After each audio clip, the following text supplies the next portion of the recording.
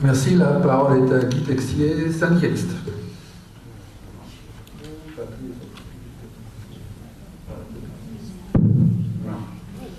Bonjour. Alors, comme Roger vient de vous le dire, j'interviens à titre personnel. Je vais donc aborder un certain nombre de sujets qui sont d'actualité, à la fois de manière plus générale, mais également qui sont en rapport, y compris avec mon expérience syndicale et au-delà de mes responsabilités syndicales.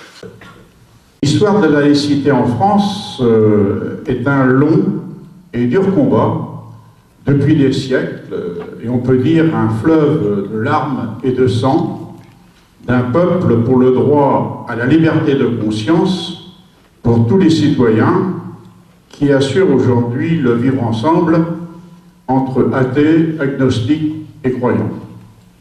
Aujourd'hui, il est beaucoup question de cette laïcité, et particulièrement de la loi de 1905, de séparation de l'Église et de l'État, de la liberté de conscience et de celui du libre exercice des cultes, et qui ne serait plus adapté à la situation actuelle en raison de la diversité des religions qui n'existaient pas ou peu représentées en France au début du XXe siècle.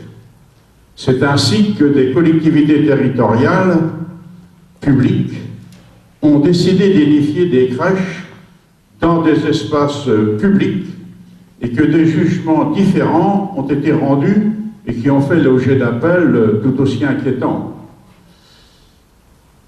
C'est aussi une montée depuis quelques années d'intégrisme et de fanatisme religieux. Parce que ça résonne, excusez-moi.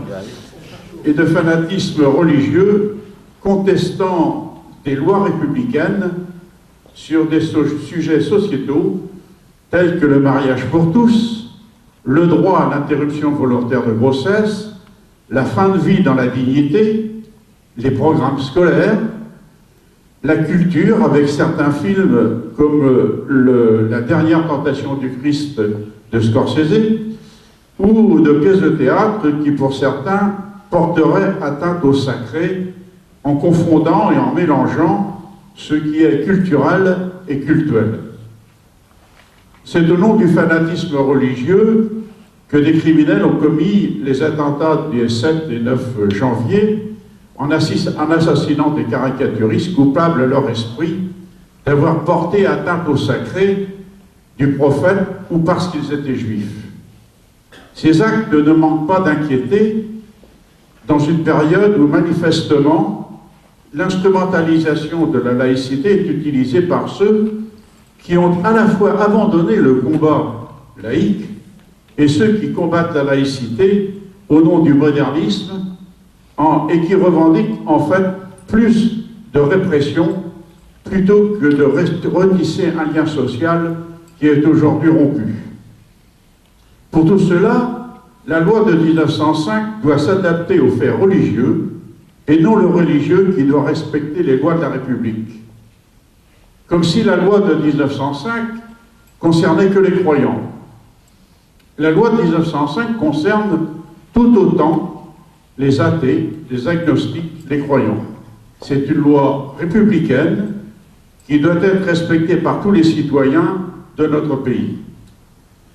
Hippolyte Simon, archevêque de Clermont, dans un article de Ouest France de décembre 2014, n'hésite pas à écrire, je cite, « L'article 28 de la loi de 1905 interdit de disposer des symboles religieux dans les lieux publics, mais la loi de séparation, comme son nom l'indique, signifie que l'État ne se donne pas de compétences en matière religieuse. Selon l'article 4 de la même loi de 1905, l'État laisse aux églises le soin de définir les règles générales d'organisation. » Et il ajoute, dans ces conditions, et c'est important, la question qui se pose est de savoir si l'État peut décider que tel ou tel objet est religieux par définition. Et pour être plus précis, il dit, pour ma part, je redoute surtout que les plus jeunes parmi nous ignorent complètement qui est l'enfant dans la crèche. Et dans le même Ouest-France du 15 janvier 2015, Jean Boissonnat ajoute en écho « Il faut dépolitiser Dieu » en déclarant « On ne peut pas totalement dépolitiser Dieu, car pour ceux qui y croient, son enseignement concerne tous les aspects de la vie. Pour autant, si Dieu a fait l'homme libre et responsable, toutes les religions l'affirment, bravo, l'humanité croyante doit pouvoir se rassembler sur quelques comportements compatibles entre eux.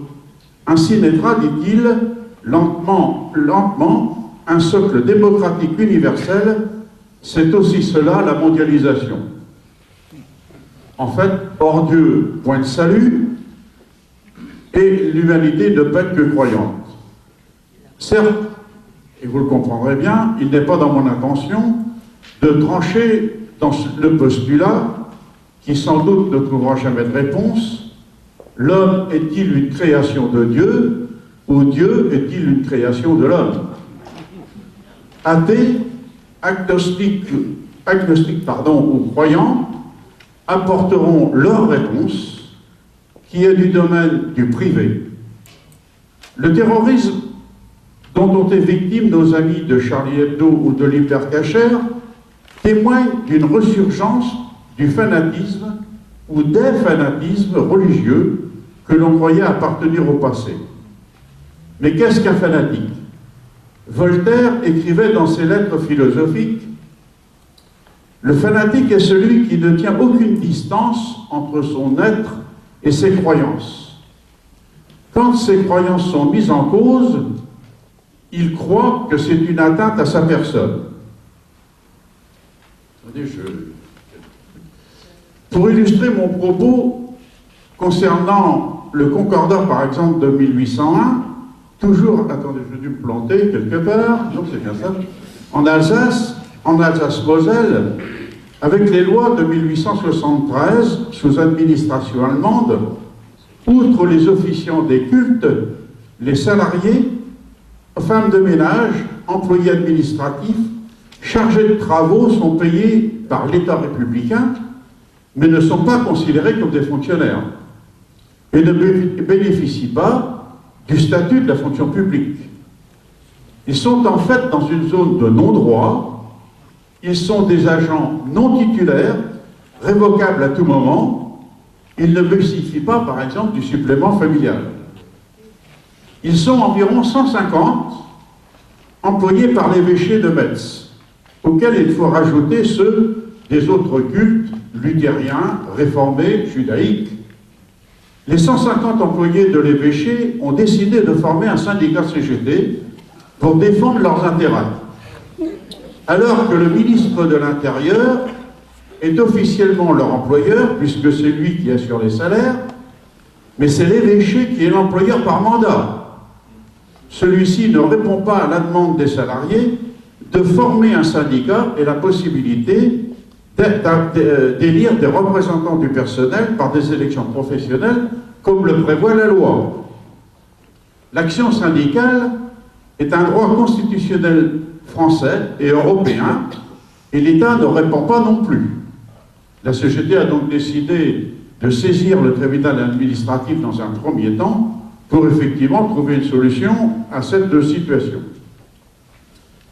Il est aussi coutumier d'entendre que les racines de l'Europe sont évidemment, selon certains, de l'Europe et de la France, sont chrétiennes, pourtant elles sont à la fois grecques et romaines. Elles ne datent pas de la naissance supposée de Jésus-Christ il y a 2030 ans, elles sont bien antérieures à la naissance de l'ère dite chrétienne. Pour autant, notre éducation est bien imprégnée historiquement de la culture judéo-chrétienne, ce qui n'est pas la même chose. À propos du drame que vivent les réfugiés et les migrants fuyant la guerre, la persécution et la misère, Madame Morano, dans sa dernière diatribe sur les races, en déclarant que la France est majoritairement de race blanche, ajoutait, mais cela n'est pas trop rappelé effectivement par les médias, que les racines de la France sont chrétiennes. ce qui avait été aussi affirmé en son temps par Valéry Giscard d'Estaing en 2005 à propos du projet de constitution de l'Europe, mais également répété à plusieurs reprises par Sarkozy. Il n'est donc pas inutile de revenir sur la construction de la laïcité en France, un combat douloureux contre l'obscurantisme et pour la liberté de conscience.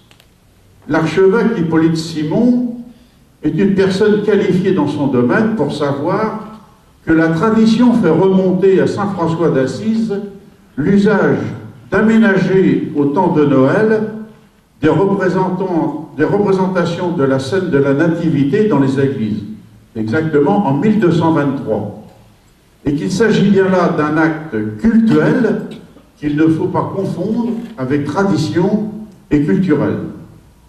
La France a connu pas moins de 8 guerres de religion, les croisades, les persécutions des cathares, des vaudois, des huguenots et protestants, et 4 siècles de la sinistre Inquisition qui frappait, croyants ou non-croyants, tous ceux qui voulaient s'émanciper des dogmes de l'Église catholique. Ce long combat a fait émerger, ça a été dit d'ailleurs très bien dans le film, le traité de tolérance religieuse pour les protestants avec l'édit de Nantes du 13 avril 1598, qui n'était qu'un édit royal de tolérance, mais tolérance n'est pas un droit, qui d'ailleurs n'était pas applicable à l'époque dans certaines villes comme Paris et Toulouse, et où le culte réformé n'était pas autorisé. Les Juifs et le judaïsme n'étaient pas concernés par l'édit de Nantes.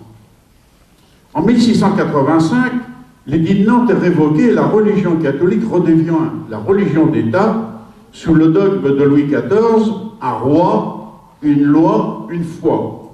Et les persécutions reprendront.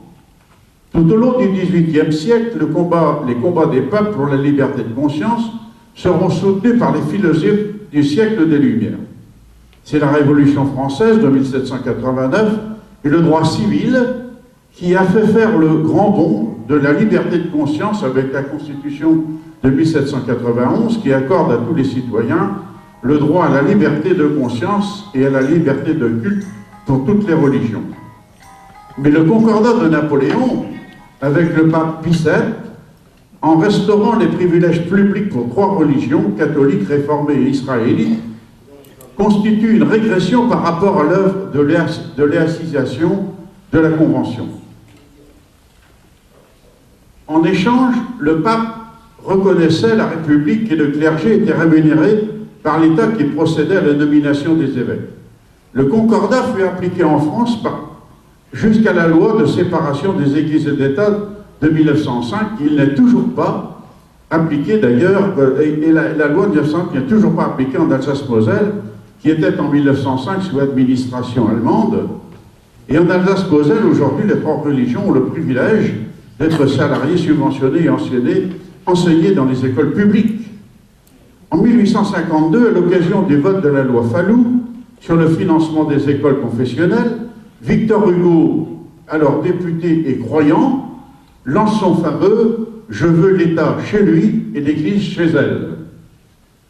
L'insurrection de la Commune de Paris le 18 mars 1871 décrète « L'Église est séparée de l'État, le budget des cultes est supprimé, les biens dits de main morte, c'est-à-dire appartenant aux congrégations religieuses, meubles et immeubles, sont déclarés propriété nationale. » Ce qui exclut évidemment de faire payer le culte par les athées.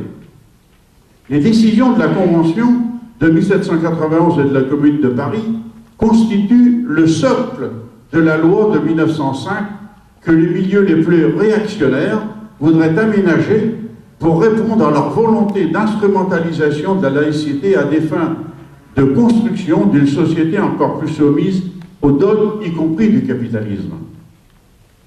Le philosophe Henri Pénard-Ruiz, dont on a vu tout à l'heure dans le film, spécialiste de la laïcité, citait d'ailleurs dans le journal L'Humanité du 6 février 2015, « Lorsque nous défendons la laïcité, nous ne défendons pas un particularisme culturel, nous défendons des conquêtes rendues possibles par le combat contre les préjugés de l'Occident judéo-chrétien. Et il ajoutait, il n'y a de sacré que pour les croyants, depuis quand les sentiments d'une partie de la population doivent-ils dicter les règles de la loi commune? Certes, la laïcité n'est pas hostile à la religion comme démarche spirituelle, mais dans son souci d'émancipation, elle dénonce le cléricalisme, le fondamentalisme, l'intégrisme comme volonté de domination politique. Derrière cette volonté de domination politique, il y a la volonté de la droite et de l'extrême droite d'utiliser les religions pour l'émergence de dogmes du capitalisme qui est motivé par la recherche de la rentabilité maximale et pas pour des principes moraux. La laïcité nous concerne tous, que l'on soit athée, agnostique ou croyant, et toute tentative de soumettre la laïcité à des dogmes religieux ou autres conduirait à rompre le vivre ensemble à l'intérêt commun des exploités pour le plus grand intérêt des exploiteurs. La droite et l'extrême droite, au service de l'oligarchie industrielle ou financière, se servent habilement de groupes de personnes hostiles pour des raisons personnelles, philosophiques, pour s'opposer aux lois d'émancipation républicaine des femmes et des hommes, mais aussi des enfants, dans leur cursus scolaire, et notamment lié à l'éveil des consciences. À propos du drame... Pardon... alors, je voudrais également dire que le tribunal de Montpellier vient de valider la présentation des scènes religieuses dans les locaux de la mairie de Béziers. Les juges justifient leur décision par le fait qu'ils n'auraient trouvé aucune volonté de privilégier une religion dans cette présentation chrétienne. Concernant la même représentation dans les locaux du conseil départemental de Vendée, le procureur de la République au tribunal administratif de Nantes tient les mêmes arguments avec les mêmes risques dans le jugement qui doit intervenir prochainement. Il s'agit là de décisions et de jugements extrêmement graves pour l'avenir dont nous ne manquerons pas, dont certains ne manqueront pas prochainement de se servir dans les collectivités territoriales avec d'autres, sans doute, présentations de la scène biblique. La laïcité et la loi de 1905 sont pour eux des obstacles. Pour nous, elles sont un bien chèrement, douloureusement acquis qu'il nous faut défendre et préserver. Et je vous remercie.